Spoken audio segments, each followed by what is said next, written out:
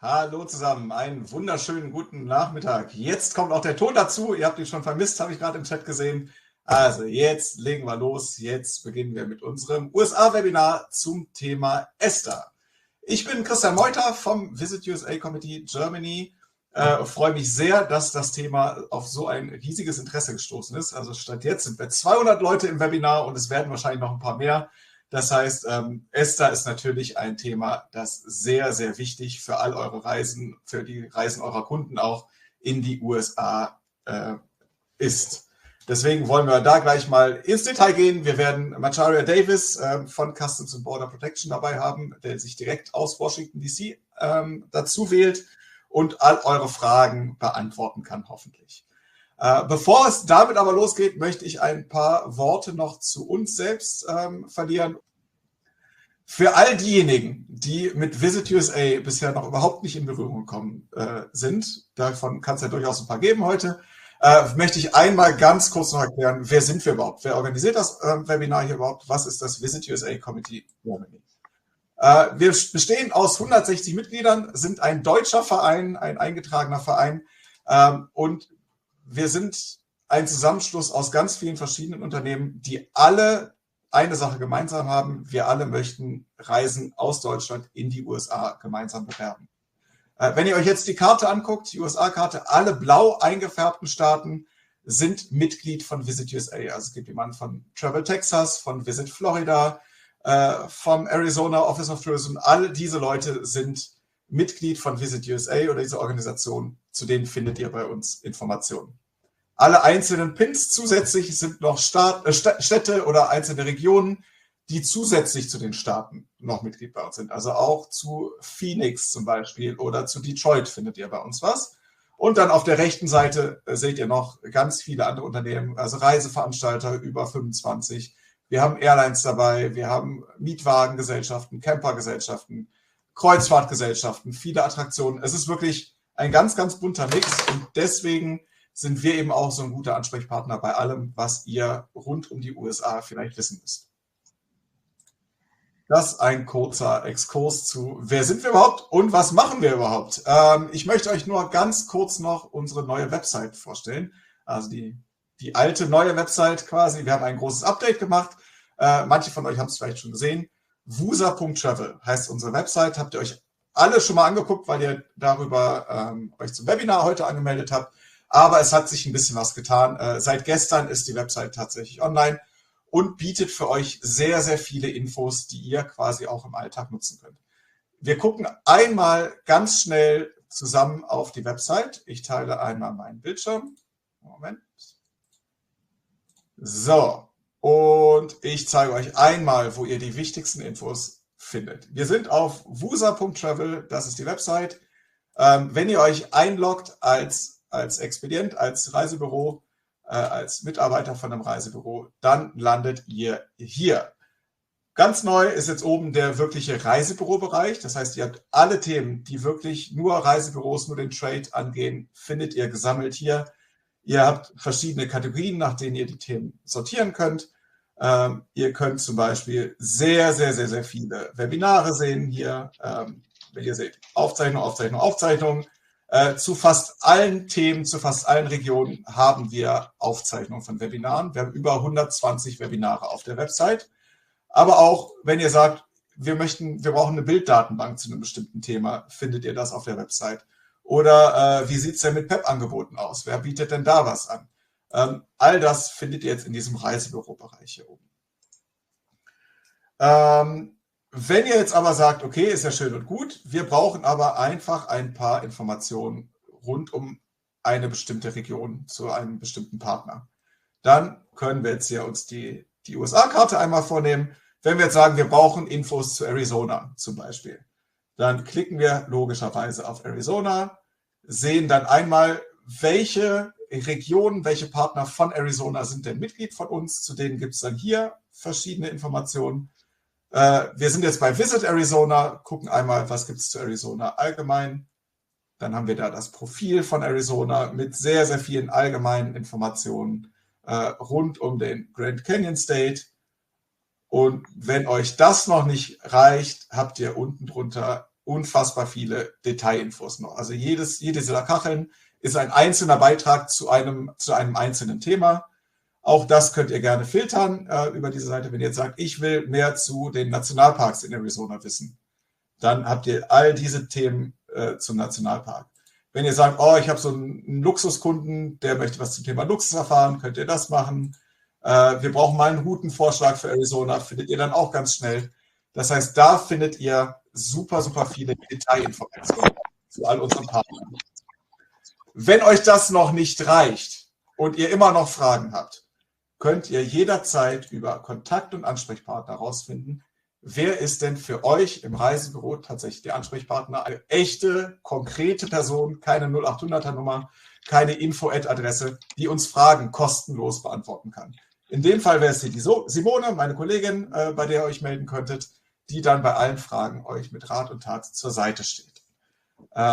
Grundsätzlich, wenn ihr mal einen Überblick über Ansprechpartner braucht, könnt ihr das auch nochmal, das ist das Letzte, was ich euch jetzt nochmal kurz zeigen möchte, auf der Startseite auf alle Ansprechpartner gehen.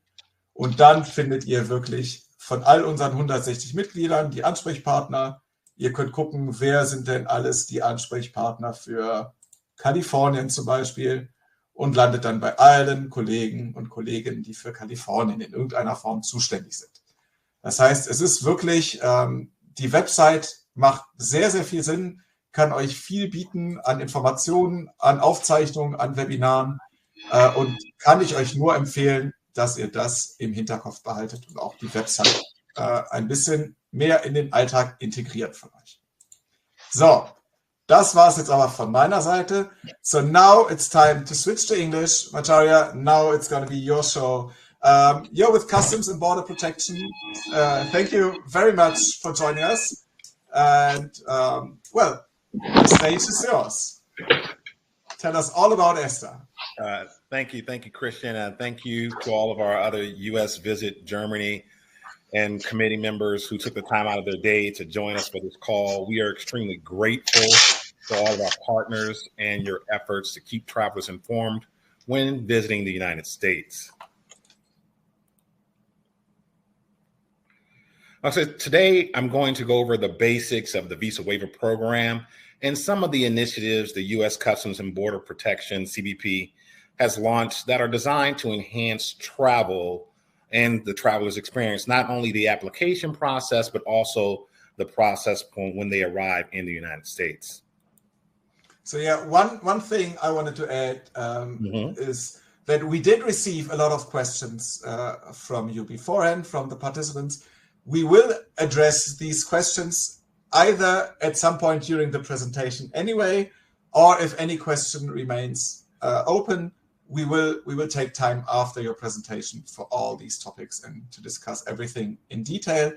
And also, if someone has a question popping up during the presentation, please feel free to ask them via the chat. We'll note them down and we'll ask them later. The only thing we would ask you for is to not ask anything about a very, very specific case, like my client has got passport number XYZ, and could you just check his application status, please? I don't think we're going to do that. If it's some general topic that you want to know about, please feel free to ask them. Yeah, thank you, Christian, for that add-in. We will answer all your questions, and hopefully I will answer some of those questions during the presentation. So as I was saying, so the Visa Waiver Program, as we all know, allows 42 countries, including Germany, to travel to the United States for business and or pleasure. And of course, now that the NFL has become sort of a global sport and doing trips or games overseas, you can also come and travel to the United States to visit and watch an NFL game live in person. But of course, only if you're traveling to see the Detroit Lions. If you're traveling to see any other team, please do not travel to the United States. The Detroit Lions is my team, so only for the Detroit Lions for NFL games. But other than that, ESTA, or the Electronic System for Travel Authorization, is the actual system that determines if a traveler is eligible to travel under the Visa Waiver Program. So travelers or third parties, families or friends or travel agents can apply online or using the ESTA mobile app, which was launched last year. So let me go over the basics of what the visa waiver program is, some of the things you can do under the ESTA once you get an approved ESTA. So again, as always, you can stay up to 90 days. It is generally valid for 2 years or until the passport expires. And when we talk about applying for the application, we encourage travelers to apply for the application once they book travel, but no less than 72 hours before boarding, before the flight takes off. And then, of course, the application is currently only $21. Now, we have heard from our travel industry partners, there are a lot of spoof websites, and that's become a major issue and concern. A lot of these websites appear to be valid websites, but they're not. And they often charge exorbitant fees to expedite, as they say, an ESTA application, which they do not. So if you want to ensure that the traveler is applying on the official website, make sure it has the .gov at the end of that website. So it's going to be esta.cbp.dhs.gov. If it doesn't have that .gov, it is not the official website. Or, of course, you can always use the mobile application, which we believe is the most secure way to apply for an ESTA. Again, that mobile application is going to give you the most secure and most accurate application possible. Yeah. And whenever it is more than $21, you're on the wrong website. That's the Correct. general rule. Never pay more than $21. Yes. Never pay more than $21 unless told by CBP that the price. Yeah, that's true. Yeah, but all right. So earlier I mentioned that CBP has made some strides in improving the overall traveler experience. The mobile app was designed to improve the application process, and MPC, Mobile Passport Control, is a different app, and it's designed to improve the arrival process for visa waiver program travelers who've traveled to the United States once before. It doesn't have to be under the visa waiver program. They just have to have traveled to the United States once before, on or after the age of 14. The mobile app or Mobile Passport Control app provides a faster and more efficient customer declaration arrival process. Travelers can fill out their information directly on their phone in the comfort of their own home or while they're waiting at the airport to board the plane, getting rid of the need to fill out papers and wait in long lines once you arrive here in the United States. Once you arrive in the United States, you would submit your information through the Mobile Passport Control, MPC, and then you'll be notified either by signage or via the app which lane to go to improve your processing. It's really that simple. So if you've traveled to the United States before, whether it's under the visa waiver program or in some other capacity on a visa, as long as you've done that on or after the age of 14, you can utilize the Mobile Passport Control MPC, and your entry process and admission process will be a lot faster than waiting in the long queues with everyone else.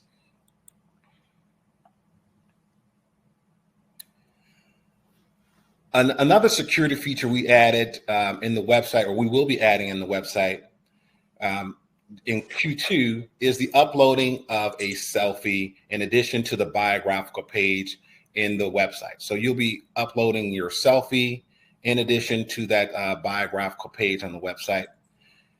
In addition to that, we'll be making some security updates to the mobile application as well. The mobile application, for those individuals who are now submitting the mobile application as third parties, family members, or friends, will also have that ability to upload the image of the actual traveler and not do the selfies. Currently in the mobile application process, if you are a third party and you identify yourself as a third party, we still go through the process of capturing your image. However, in Q2 of 2025, that process will be removed. And if you identify yourself as a third party, because we don't necessarily need that person's biometrics, we need to ensure that the traveler's biometrics is accurate. So we'll be asking those individuals as well to upload a selfie image of the traveler. And that will all happen in Q2 of 2025. In addition to that, I just want to go quickly over question 9, because I understand that there are some concerns about how that is still worded in the application. Question 9 covers all of the SSTs, state sponsors of terror. By law, we have to phrase the question in the way that it is phrased. It simply asks whether you've traveled to or from these particular group of countries on March 1st of 2011. As it relates to Cuba, we know that Cuba was not designated as a member of the SST list until January of 2021. We would ask that individuals not self-select, allow CBP to do the vetting we need to do. So when we answer the question, if you did travel to Cuba before January of 2021, still say yes. There'll be a drop down. We'll ask you what the specific dates are, and CBP can do the vetting and move forward. If you traveled before the designation date, it should not impact your travel or your ability to get an approved ESTA. However, if you traveled on or after the designation date, then we would encourage you to apply for a visa, because it's more likely than not that you will not receive an approved ESTA application. And that goes for all the other SSTs as well. So if you traveled to any of the SSTs, with the exception of Cuba, before March 1st of 2011, then that should not have an impact. If you traveled to any of those countries on or after March 1st of 2011, then we would encourage you to apply for a visa, because more likely than not, you will not qualify to participate in the visa waiver program. Mm-hmm. Okay, and last but not least, we just want to say that we are extremely excited that travel is back, and that the visa waiver program, as we like to say, powered by ESTA, has played a key role in that process of bringing travelers back to the United States. And we just want to emphasize how easy it is and how quick it is to actually just apply, either using the website or the more secure method using the mobile application to apply for an ESTA. We are finally reaching numbers where we're reaching somewhat very close back to 2019 travel as it relates to Germans traveling in the visa waiver program. So we're really excited about that. And we really thank you guys for your efforts and pushing that information out. And we also would like to remind individuals that the denial rate is really less than 1%. So we are really excited. It's really easy. It's really simple. And 9 times out of 10, the vast majority of individuals will have an approved ESTA, or will get an approved ESTA, and the U.S. will welcome them with open arms, and they can travel to the United States using this process. So again, I want to thank you guys for your attendance and your participation. And now I'm going to open the floor up for questions as it relates to the ESTA program. Thank you very much, Macharia. Yes, we did receive quite a few questions. Oh, by the way, there's a lot of resources available. You will be able to download a brochure about how to use the app, how to use the mobile passport control. They will be available now in this second, so you should be able to download these brochures in this instance. Yeah, if I may, real quick before we go on, I do want to say that we do, as Christian said, you can download the app using this QR code. So we actually reach out to our stakeholders using 2 methods. One is the toolkit that you see here, that mobile app marketing toolkit, and that gives you all the information about mobile passport control. It'll give you information about the mobile app. It'll give you how-to guides, and it also give you certain marketing tools and some ads and things that we've built already, or copy, as we like to say, that you can use when you want to talk about the mobile app and or the mobile passport control and ESTA in general. And then in addition, we also have what we call ESTA Latitudes. ESTA Latitudes is our quarterly flyer that we push out. And of course, we only do it quarterly, and it gives you all the major updates that within ESTA and anything that would impact the visa waiver program traveling in general. So that is a really good tool if you want to stay up to date on all that information. Please feel free to take this opportunity to utilize this QR code, sign up. You can download the mobile app marketing toolkit, and you can sign up for ESTA Latitudes. And last but definitely not least, I do want to direct you to the number that's on this slide. That's for the Traveler Communications Center, and that is a 24-hour, 7-day-a-week operation that is designed to answer some basic questions for travelers if they're having difficulty with their ESTA. It's really simple to check the status of your ESTA using the mobile app or online. But if you have additional questions and those tools are not available to you, or you want some other sort of assistance, you can utilize the Traveler Communications Center to do that. All right, perfect. Well, thank you very much. We're going to get to the questions right away. Oh, yeah, that's one of my topics before we get to questions. The next webinars that we're going to have will take place in January. You will receive the registration links for that. So on January 14th, we will take a look at Travel Wisconsin and then have some travel agent discounts and offers with vacation at sea for cruises to the US. And on January 28th, we're going to take a look at Visit Dallas and Park City in Utah. So that's our next webinars coming up. So just so that you can note down the dates already. Now it's on to the questions. We have a lot of general questions concerning the application process, with which I think we're going to take care of first. One topic that comes up again and again is the address, the first initial address that you have to post in the ESTA application, your first hotel or the family you live with for the first nights. If that changes, if you rebook your travel, if you come back on the same ESTA and the address is a different one than in the first trip, of course, should people do something about it, or is it fine like this? Right. So you can, if you so desire, you can go into the ESTA application and update that address, but you're not required to do so.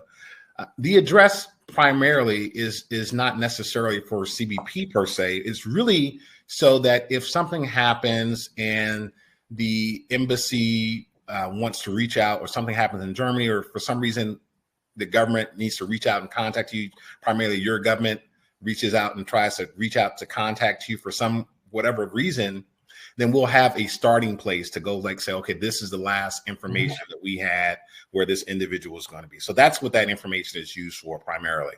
So if you want to update it, you can, but you're not required to update it to get, and you definitely don't have to apply for a new ESTA application if the ESTA is still valid. All right, perfect. That's a great answer. Next one. What happens, or what should people do if they enter something incorrectly or made a mistake, or even if they did not receive a registration confirmation or application confirmation?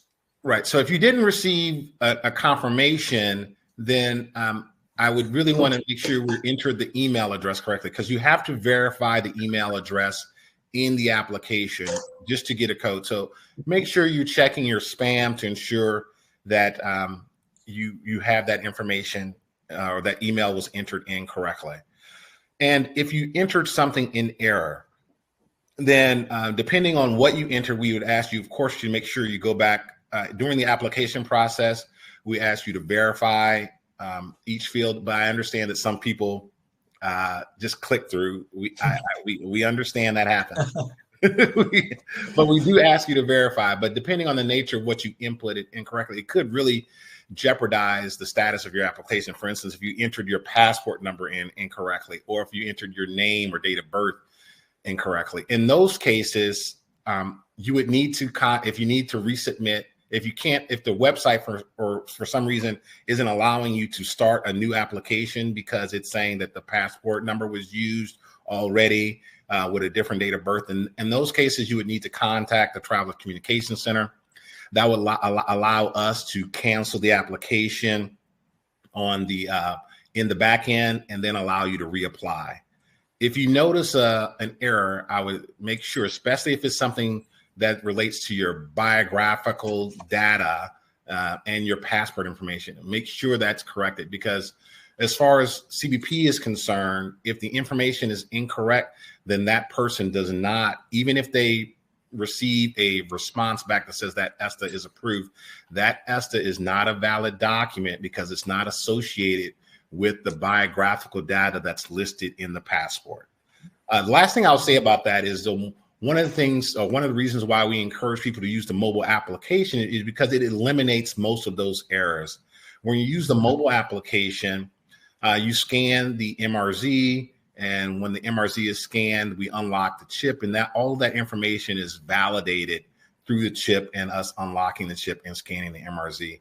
Whereas when you're using the website, you do have a potential to have some human error in that, where you input words incorrectly or numbers in incorrectly. So that's another reason why we would encourage you to use the mobile app over the website. Mm-hmm. All right. So here's the Traveler Communication Center once again. Also, as you said, in case you need to cancel an ESTA application because it's wrong or outdated, that's also where they need to contact, where the number to contact. Right. If the website will not allow you to just resubmit a new application, then you will need to call the number listed as for the Traveler Communication Center, so that we can do it in the system and then allow you to reapply. Perfect. So next question. If a travel agency submits the application on behalf of a customer, of a client, what should the contact address be? Should it be the travel agent's contact address or the email address or the client's email address?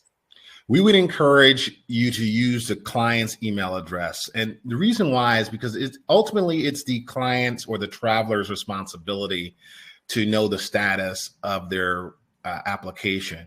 In addition to that, because status of applications can change, I don't think the travel organizations want to be on the hook for constantly checking what that status is and then communicating that back to the traveler. I understand putting the information in, doing that for them. That's a great service. We encourage that. But as far as it letting the traveler know what their status is, that's really the traveler's responsibility. And we want to make sure that they have access to all the information and the current status of their application. Mm-hmm. Perfect. Then the next two questions are concerning bookings on very short notice. So if it may be less than 72 hours, is there a difference if you apply via the app or via the website, or is it the same processing time? It is the same processing time. It is possible that an application can be approved faster than 72 hours. We just would not encourage that, especially if you're talking. I guess if it's last minute, you do what you have to do. But I would encourage people, if you're going to do something like that, for accuracy's sake, please use the mobile application, because again, the mobile application is going to be the most secure and most accurate, give you the most accurate information. Perfect. Yes. So yeah, if you have an ESTA and you come to the US several times on that ESTA, are you allowed for the total stay to be over 90 days? So it's just 90 days at a time, right? It's not a total of 90 days stay that you have. That is correct. So it is 90 days for each admission into the United States. There's only one exception, and that is if you travel to the United States and then you go to Canada within that same admission period, you go to Canada and or Mexico or to one of the small island groups surrounding the United States, or that allow that travel. What happens in those cases is that, for instance, we'll just use Canada, for example. If you're on a road trip and you travel into the United States and you're admitted, and then you travel to Canada and you're in Canada for, let's say, 2 weeks, and then you come back to the United States. In that particular case, that period is considered one admission period, because you didn't make what we call a meaningful departure, which means you didn't return home, you didn't stay outside the country more than 30 days. So you didn't make a meaningful departure. So if you haven't made a meaningful departure and you travel to Canada and or Mexico, that's considered one admission period. And in that particular case, the 90 days will still count. So it would start from the first time you were admitted. It would include the 2 weeks you went to Canada, and then your departure time would still be that 90 days. Now, if you make a meaningful departure, meaning you went back to Germany or wherever you were going to go, you stayed out for greater than 30 days, you made that meaningful departure, and you come back to the United States, then you will receive a new admission period, and that admission period will be 90 days. Perfect. Thank you very much. Got it. If you apply ESTA for a child's on a child's behalf, how old can the photo or the passport photo be? Is there any restriction, especially with traveling with smaller children, I guess? Yeah, there are no restrictions on the age of or the passport photo. Because CBP does not collect the biometrics of those under the age of 14, you will not be required if you're using the mobile application or if you're submitting an application on behalf of a child when the selfie becomes a part of the website to upload a selfie. So those individuals who are under the age of 14 are outside of what we call our biometric collection mandate. So you are not required to upload those photos. You will be required to upload the biographical page, but you will not be required to upload any additional photos for those individuals. Okay, got it. A very interesting question coming up. If someone's working remotely for a German company under ESTA, is that allowed? So if it's like, let's say, a digital nomad asking if they could travel under ESTA to work remotely from the US for the German company they work for at home as well, for example, for 2 months or so. So if they just want to spend 2 months in Florida, work for the German company from the beach, is that allowed? Right. So this question is really interesting. The quick answer is yes, it's allowed if the purpose of your travel, remember, it's all about what the purpose of your travel is. So if you say that I want to go on holiday and I happen to work online for, I don't know, German company that makes widgets.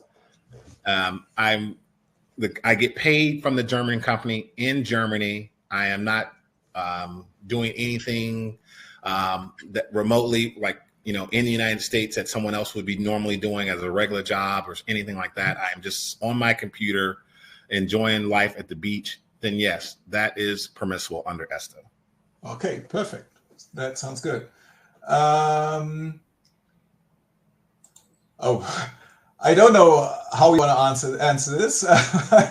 Is it better to apply for a single ESTA instead of a group ESTA? There is no real difference how those applications are treated. The only time I would say that there could be a hang up for individuals who are applying in group, because the group ESTA really only allows people to make one payment. So that's the difference. Instead of going through the process of paying for each individual application, you just have to submit one payment, and that's the payment for the entire group. The cost is still the same for each application. It's just you're making the payment all at once. Yeah. If someone has traveled, right? So in that group, if you know that your cousin likes to travel to Iran and or to Cuba, right? And you put that on the application, then that could delay the processing for the entire group. Sure. So in those small instances, because it's all about how the payment is collected. So in those small instances, I would say in that case, don't apply in a group. Let that person apply by themselves, and everybody else can apply in the group. Yeah. But other than that, then there is no real difference in how those applications are processed outside of the payment. Got it. Well, I'm afraid I know the next answer, but where can the customers call if their ESTA is not approved, but if out of one group, one's ESTA application is not approved, but the other family's members are approved? Is there anything they can do about it? Can they call anywhere? But I'm afraid a denied ESTA is a denied ESTA if it's your family or not, right? Right. If it's a denied ESTA, it's a denied ESTA. You really have to remember there is a clause in there where it's in the ESTA application where it's essentially says something to the effect that you waived your rights and that the ESTA application, the adjudication, or you waived the rights to protest to court, and it's a long legal space in there that sort of outlines that process. The long and short of it, in accordance with 8 U.S.C. 1187, which is the U.S. code that governs ESTA, the only way to overcome an ESTA denial is to apply for a visa. Now, if the person answered yes to question 1, in those cases, you can reapply. That's the health question, right? Mm-hmm. And if it is a minor child, and this is not always the case, but if there's a minor child and you mistakenly put that minor child was a terrorist, or it happens, or is a criminal, in those cases, you can call the TCC, and an officer will review it and make a determination and could potentially cancel that application and allow the minor child's application to be resubmitted. And when we say minor child, we're talking about someone under the age of 14, just so everyone is tracking. Mm-hmm. So, but outside of those limited cases, once an ESTA is denied, the ESTA is denied. And the only way to overcome that denial is to apply for a visa. You can always call. By all means, please call. You can always call. But unfortunately, the officer or the customer service representative on the other end will probably tell you the exact same thing if it doesn't fall into one of those limited cases. Okay, got it. So someone was told it's no longer possible to insert their passport number manually, but they have to upload it via a phone or via the computer. Is that correct? And B, if someone is not able to upload a passport via a computer, is there still any possibility to manually insert the passport number?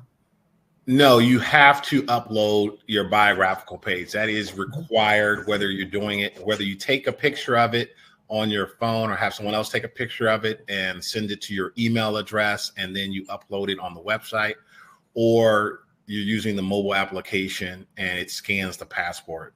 But uploading the biographical page is a requirement. Now, once that happens, particularly in the website, you can make adjustments if for some reason the system read the numbers incorrectly. We encourage you to verify the information is accurate and make adjustments as necessary. But you have to upload your biographical page. That is a requirement. Mm-hmm. Got it. Is there any way to apply without an email address? No. No. Thought so. How can I cancel the visa? I don't know if they mean the ESTA or the ESTA application. I'm not really sure what the question is about. So if I made an application for ESTA, can I cancel it afterwards? Yes, you can actually cancel it. And how you can cancel your ESTA application is by starting a new application.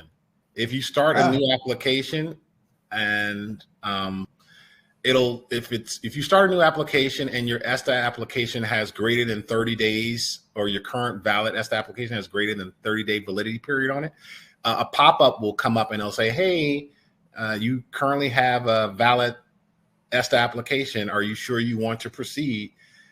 And when you say yes, what you are in fact doing, because you can only have one valid ESTA application at a time, you are canceling the existing application that's in the system. And then, of course, if you do not complete that new application and I either don't pay for it, then that application will also be deleted after 7 days. You will not have a valid ESTA. So there is a way to do it. Okay. I don't know why someone would do it, but there is a way. Yeah. I like the next question. I know your answer. In case your ESTA is denied, does it make sense to apply for a new passport and thus reapply for the ESTA if the ESTA has been rejected? Should I just get another passport? No. That does not make sense. What you need to do is just apply for a visa.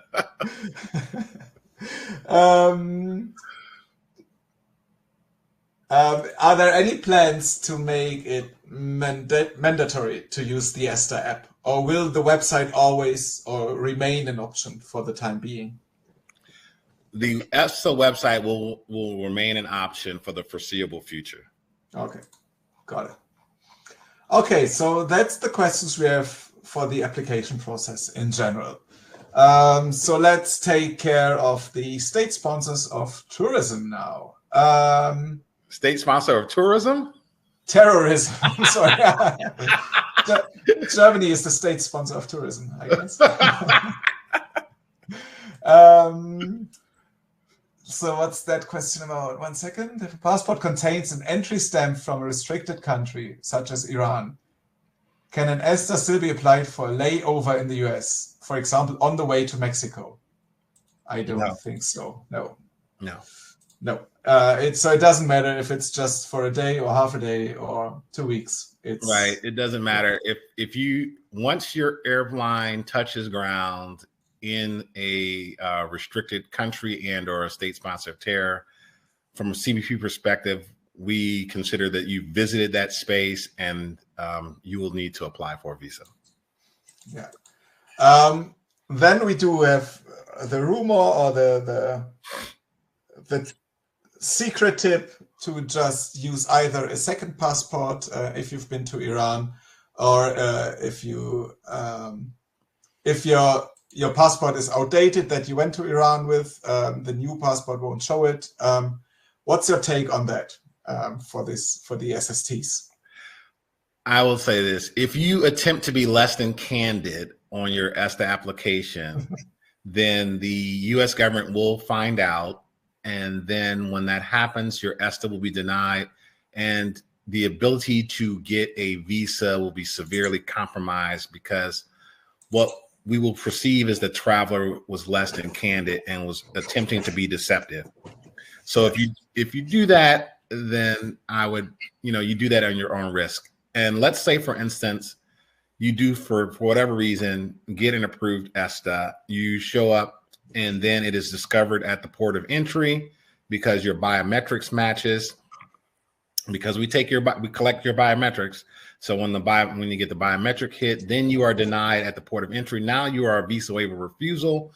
And if you're a visa waiver refusal, then you are permanently barred from the visa waiver program. And then, of course, your ability then to get a visa or travel to the United States in other capacity will be severely compromised.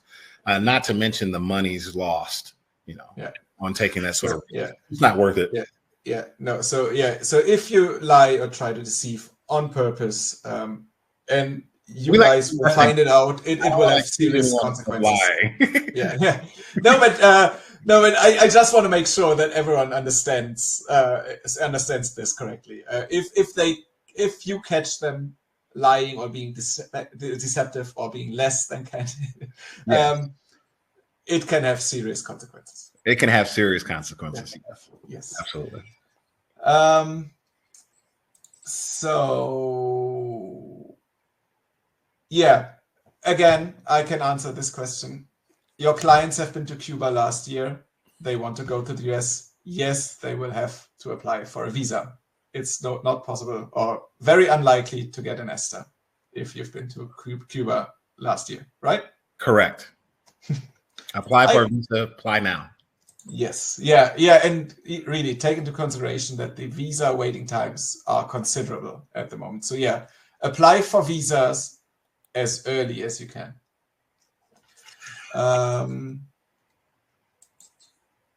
Can I apply for an ESTA if I was only in Cuba for transit, or do I need a visa as well?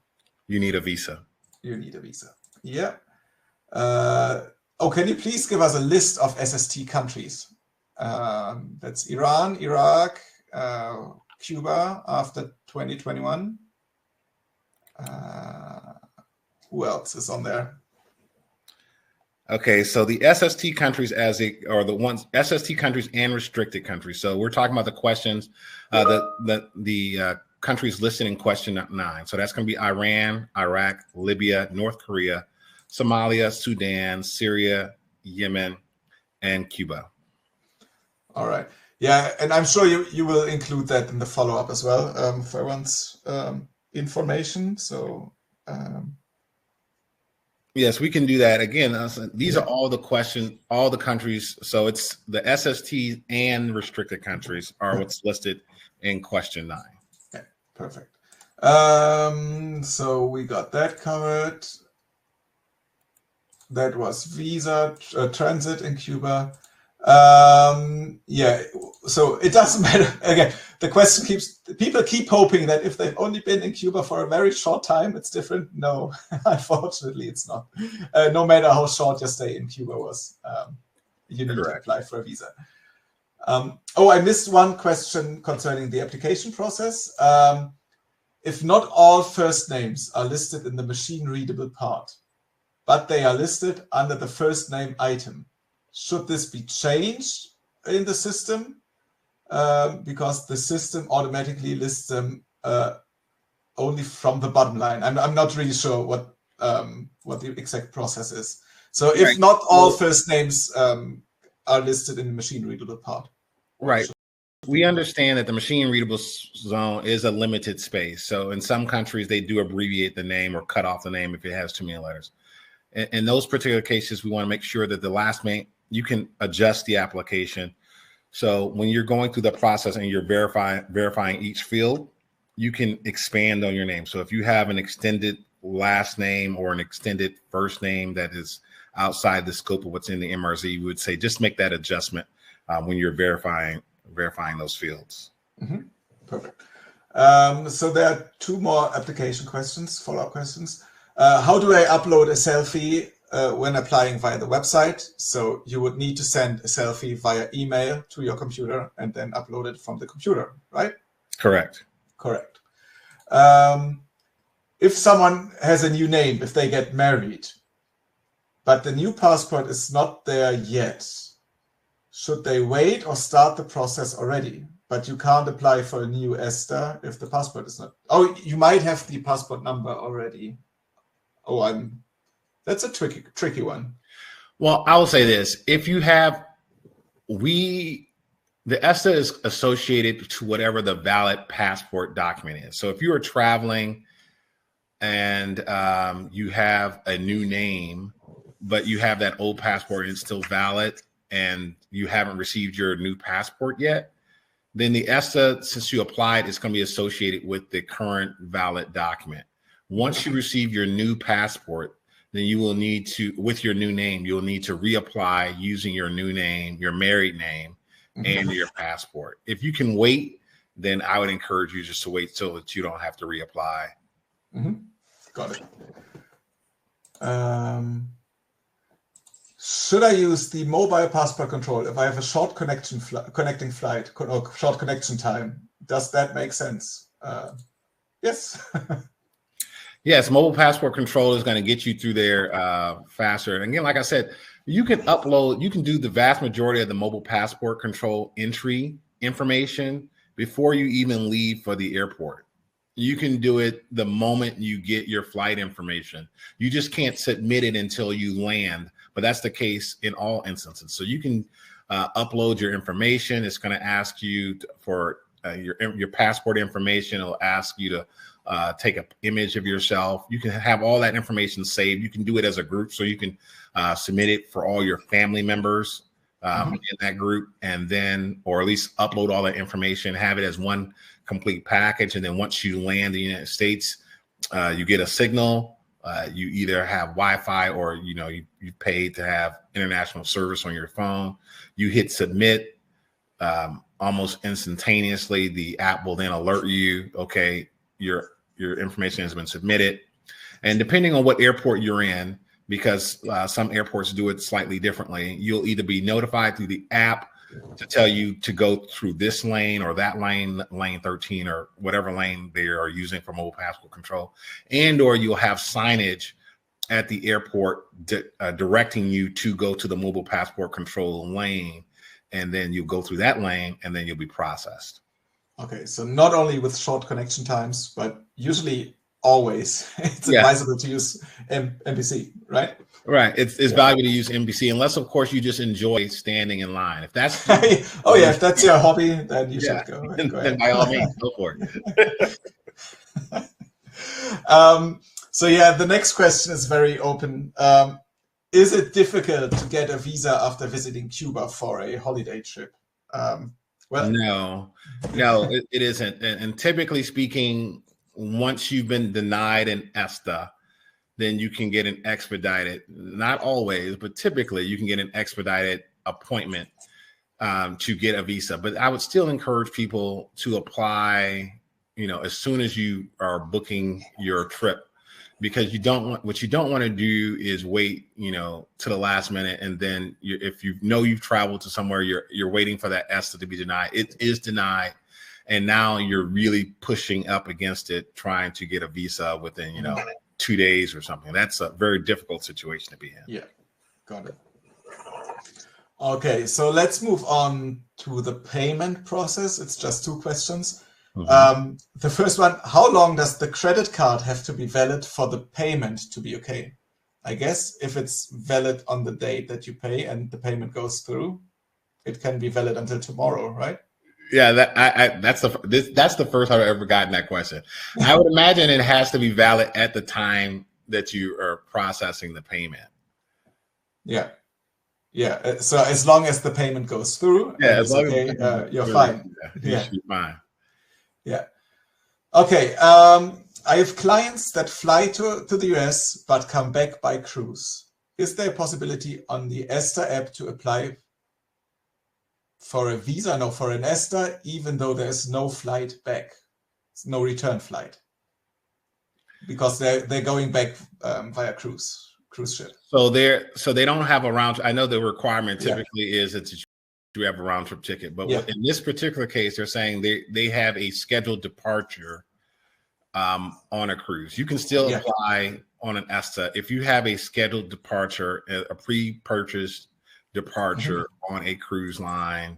Yes, you can still apply and enter on an ESTA. Perfect. All right. So let's see what else is on that list. Can the MPC be used if you have applied for a new ESTA, have a new passport, and are traveling to the US for the first time? Oh, I need to sort that in my head first. Can the MPC be used? I can answer that question. Okay. The answer is no, and the reason why is because this is your first time traveling to the United States. Again, you have to be a return traveler. Yes. So as long as you're a return traveler, meaning you've traveled to the United States in any capacity, legal capacity, obviously, on or after the 14th birthday, which means that we've collected your biometrics, because that's the real key. So you're within our biometric mandate.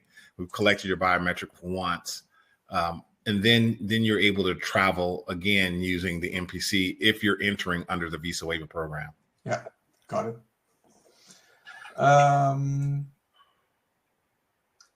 Do you also need ESTA for a transfer to Canada, for example? If you are landing or transiting the United States in any capacity, you need to apply for an ESTA. Yeah. So then we do have a few questions concerning media-related topics. Journalists traveling to the US or being invited to travel to the US to write about something. So in general, can you just explain in which cases does a journalist, a blogger, an influencer need a visa, or in which instances is it okay to travel on an ESTA? All right. So if a person who identifies themselves as a journalist in any capacity is traveling for the purpose of writing an article, blog, or something that is going to be published either online or in a magazine or in any sort of journalistic capacity, then that person from the U.S. perspective is a journalist and needs to get a visa.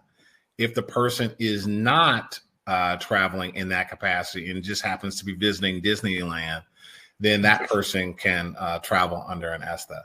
But if you are inviting journalists to write about your vacation package, then you are inviting journalists and not regular travelers, and they need to get a visa because they're entering in that capacity.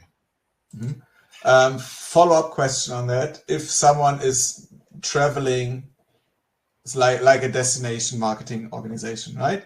Traveling with an artist, like a singer, a musician, whoever, who does not get paid, but who is performing in the US. Right. So they invite him on the trip, but he won't get any money for it. Right. So this is a close one. So if the person is coming in the capacity of a performer and their intent is to have a real, like a performance, and that's what they're doing, then they need to enter in as under the appropriate visa, because it's about what your intent to travel to the United States is. Now, if on the other hand, you are inviting that person and you all just happen to go karaoke or something to that effect, then in that case, then that person can do karaoke and that'll be fine. I would just ask that you let me know as well. I'll pay to enter the event because I like to karaoke, and you dazzled by the vocal stylings of Macharia Davis. Okay, you got to get your invitation for the karaoke evening. Yes. Karaoke. I'll pay my way. I just want to be there. So yeah, and we talked about that scenario before. So if a destination marketing agency invites a business partner, a tour operator to the US just to attend either a fun event or a business conference, they are good to enter on an ESTA, right? If they're not, you can participate in a business conference or anything like that on an ESTA. Yes, you can. Yes. In these cases, should they have any additional documentation, and like an itinerary or an invitation, or would anything support or help?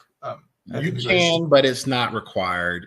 If you're traveling there, like I said, if you're traveling just to attend a conference, you can bring that if you want to. That doesn't hurt, but it is simply not required. Sometimes an officer may ask, what conference you're going to, and they may inquire about that, but others may not ask that question. So it's not a bad thing to have it, but it's not required to present it. Okay, perfect. Do I need a visa when I'm accompanying a tourist group from Germany and back? So yeah, a travel agent organizes a trip to Florida, a 2 weeks trip for Florida, and he accompanies the group. Does he need an ESTA or does he need a visa? Wait, say that again, please. So it's a group of travelers, but the travel agent organizes the trip and they're his clients. So he flies to the US with his group of clients and organizes the trip for them. So they're on a 2 weeks. They can travel under ESTA. Okay. And the travel agent as well? Yes. Yes. Okay. Perfect. Follow-up question for the MPC. You cannot use MPC with children under 14. Is that correct? You can use MPC with children under 14. They just, again, because they're not in the biometric collection mandates. We say that you can, if as an adult, you need to have traveled to the United States once before in order to apply. But for children, that doesn't apply. They still need to have traveled to the United States, but that doesn't apply for children. Okay. I think we need some further clarification on the MPC on when you can use it and when not. So you must have been to the US before you can use MPC. If it was another passport I've been to the US with, can I still use MPC? If it was another ESTA I've been to the US with, am I still able to use MPC? So these questions seem to be popping up again and again. Yeah, so I'll just try to make, if as an adult person, you would need to travel to the United States on or after the age of 14, and be this time traveling under the visa waiver program. The first time you enter the United States, it could have been in any capacity, and this is as an adult person. So we're talking about adult travelers. You can travel again using MPC if you're entering using the visa waiver program. It just has to be your second time traveling to the United States. It doesn't matter if it's on a different passport. It doesn't matter if you traveled the first time you traveled on a visa or anything like that. All as an adult, right? If you're trying to use MPC, you just had to make that trip to the United States once before in any legal capacity. Okay, no matter if it's the same passport, no matter if it's the same ESTA, you just have to be there once without MPC, and then after that you can use MPC. Correct. Got it. All right. If I have to apply for a visa in case of SSTs, how long is that visa valid? Do you know?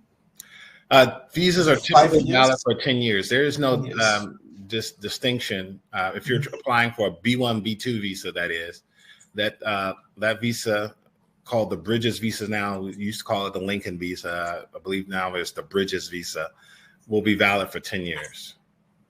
Okay, got it. So we have like 5 more, I guess. Customers have a current ESTA with a valid passport until February 25 for the trip in January 2025. They've already applied for new passports, which they plan to pick up only after the trip to the US in January 25. As long as the new passport hasn't been picked up and the old one is still valid, the ESTA is good, right? Yeah, we covered that topic correct just a few minutes ago. Yeah, that's good.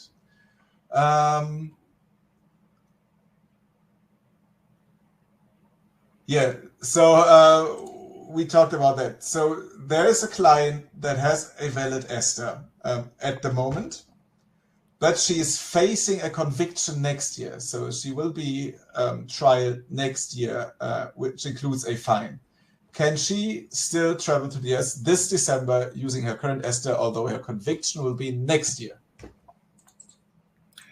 No. That question, let's go back to what that question actually says.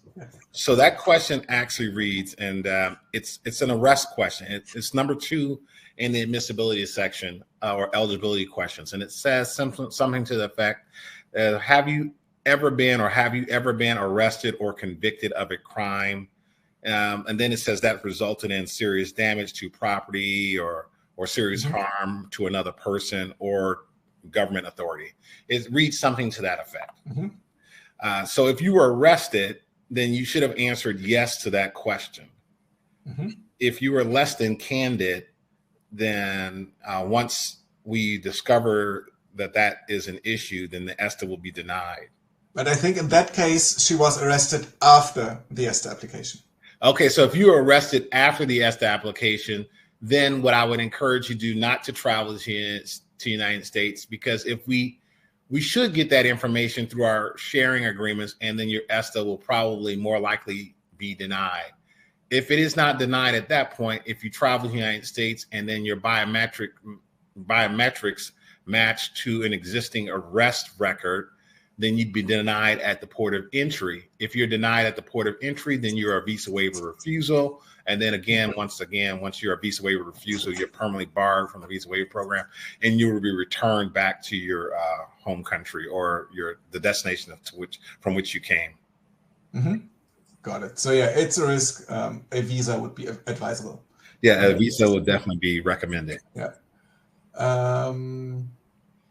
So the next question is, my clients made a group ESTA this year.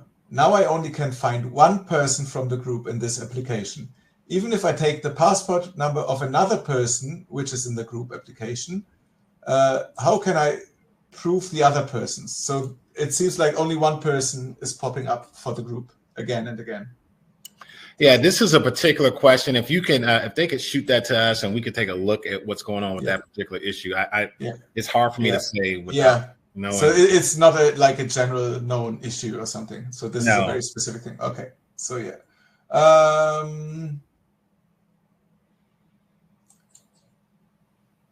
So yeah, that's another transit question. So I think we can skip this. So yeah, and an important thing to say, like the 2 years that the ESTA is valid is from the day of approval, not from the day of your first arrival to the US. Correct. Yes. I think that's something we need to stress once again. We're getting there, Macharia. We're getting there. Just a few more. Follow-up question concerning bloggers or influencers. Oh no, not at all. Sorry, it's an application question. Do I have to specify all my social media accounts? What about WhatsApp? So because since quite a few years now, I guess you're asking for social media handles. Do people have to add them, and what happens if they don't add them? So it is not a requirement. It is requested currently that you provide that information. Again, nothing negative will happen to your application because it's not a requirement that you don't provide the information. It just allows us to deconflict information. If for some reason there's derogatory information discovered, it allows us to either confirm or eliminate you as a potential. But again, it's not required. So if they choose not to provide, that's okay. But we just request that you do provide. Mm-hmm. So now we have a follow-up question concerning the journalists and the business travel. What about a fam trip, like a visit Arizona, because we talked about them earlier, takes a group of German travel agents, 10 German travel agents, to Arizona just to show them the state and the scenery and hotel product, and then after a week they fly back home. Are they allowed to enter on an ESTA? So are you saying, it depends on what the purpose of that trip was, right? So it's a familiarization trip. They should get to know Arizona to be able to sell it in Germany. If that's the case, then yes, they can enter on the ESTA. Again, when we talk about what's allowable or whether or not you need a visa, it's all about what the purpose of your trip is. If your purpose of your trip is to either participate in a business conference of some kind or any sort of activity like that, then you can apply for an ESTA and enter under the visa waiver program. If your purpose is to work on a specific task, i.e., you're entering as a journalist, you're entering as a performer because your intent is to perform, you're entering as an athlete, your goal is to participate in some sort of athletic event, and you are going to receive some sort of compensation as a part of a professional team, then those persons should apply for a visa. There are very limited circumstances where those persons should not. It's always better to default to the visa if you're stretching outside the lines of what a typical tourist or a business person is doing, i.e. participating in business conferences and or meetings. Mm-hmm. But a travel agent fam trip, because a lot of travel agents are here, is fine with ESTA. All right. Absolutely.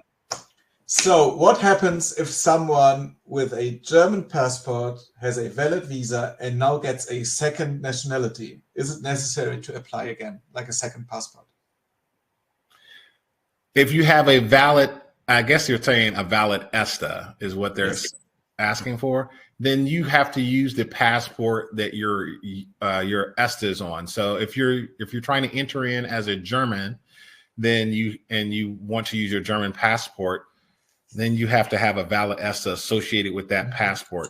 Mm-hmm. If you are trying to enter in as a citizen of the UK, then you have to have a valid ESTA associated with that passport. Okay. So it's the ESTA is associated with the passport. Yeah, but having the second passport in itself is not a problem. Yes, having the second passport within itself is not a problem. Okay.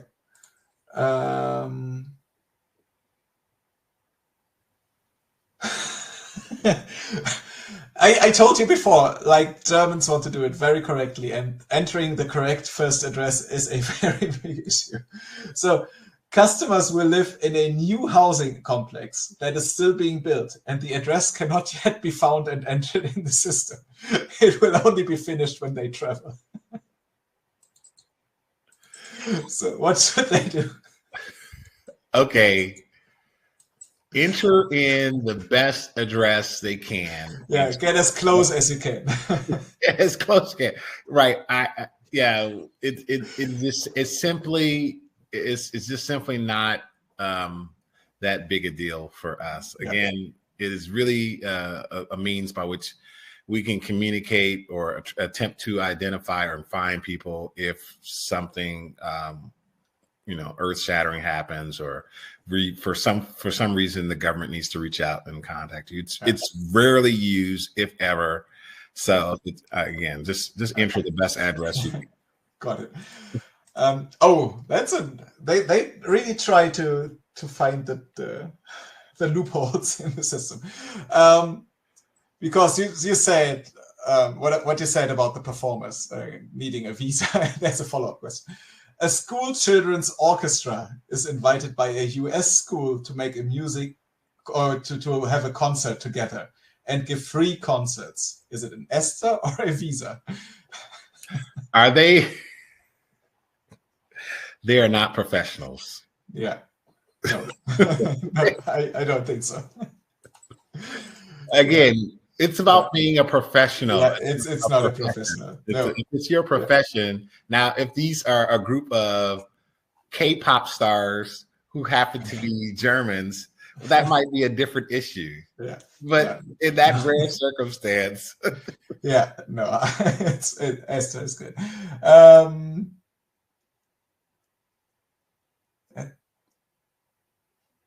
If I travel with a visa or an ESTA, is there any difference of how of how strong the control at the port of entry is? So like how many questions you will be asked by the immigration officer. So is it the same interview with an ESTA or a visa, or is there a difference when you enter the country? In general, there is no difference, because the determination by the officer and the questions they ask is based on the set of circumstances that they find in front of them. So it's not necessarily whether or not you're entering on a visa or an ESTA. It's more about what the officer sees, and based on that, the officer is going to make a determination on what questions they're going to ask. The only real difference between traveling under, or the primary difference, rather, I'll say that, not only one, but the primary differences between traveling on a visa and an ESTA is the length of stay. You can stay longer on the visa, and the ability to make an adjustment of status. So you can adjust your status on a visa, whereas on an ESTA you can't do an adjustment of status. So, yeah. But those are the primary differences. Everything else, for the most part, not guaranteed, but for the most part, everything else is about the same. All right. One more question about the address. In case of a transit, is it okay to just put in transit, or what should they add as a first address? If they in the case of a transit, it is okay to put in transit, or you could put in, since all you're going to be is at that airport, you can use that airport's address, because that's the only place you're going to be at in the United States. Okay. Yeah, got it. And then one more question about the length or validity of the ESTA. So if I enter the country 1 week before the expiration of the ESTA, when do I have to leave? Is it the 1 week, or is it 90 days? Your admissibility period will still be 90 days. You only have, the ESTA has to be valid at the time of entry. The real question is, when is your passport expire? So if you have a 10-year passport and you just like said, okay, I have 2 years left on this, but I have 2 weeks left on my ESTA, so I'm going to make this trip because I don't want to pay for another ESTA, that's perfectly fine. You have a time on your passport, and your passport will still be valid. So when you return home, you can make a valid entry, then you'll be fine. If your passport expires in 2 weeks, then you will have a limited trip, because your admissibility period will not extend past your passport's expiration date, and your passport has to be valid to re-enter your country. Yeah, got it. Perfect. Well, I think we really made it, Macharia. I think we answered all of the questions. So thank you very, very much for taking the time and the patience to answer all of our questions. And well, on behalf of everyone joining the webinar, thank you so much for taking the time to do this and to address all of our concerns and questions there may be. And of course, one more thing we need to add. Of course, whatever we just talked about, and for the recording, this is the current state as of November 2024. There may be new regulations coming into place. There may be changes. You never know. Usually it takes a long time for these changes to happen, I guess. But of course, there might be other changes coming up that have not been addressed in this webinar. So as of today, these are the answers and the valid answers that we got for today. Right? That's a good point. It is November 2024. As we are all aware, there's a new administration coming in January. So we may have some changes. We don't anticipate any significant changes. But if there are changes, that's a good segue to say, go back to that QR code. Please make sure you sign up for ESTA Latitudes, and you will get all the new updates for what's going on in the visa waiver program if you sign up for ESTA Latitudes. Perfect. All right. So everyone, thank you very much for taking the time, for being with us for over an hour, for an hour and 20 minutes to learn all about ESTA and find out about all the nuances there. And thank you very much, Macharia.